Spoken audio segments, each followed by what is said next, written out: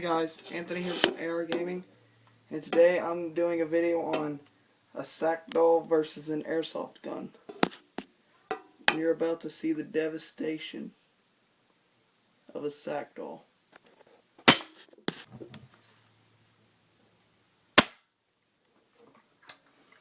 That's what I call a shot. Let's see the devastation. Okay, so the first shot we hit way over here, which went in between the sword and that. There's his blood. And we got a bullet to the head. Thanks for watching.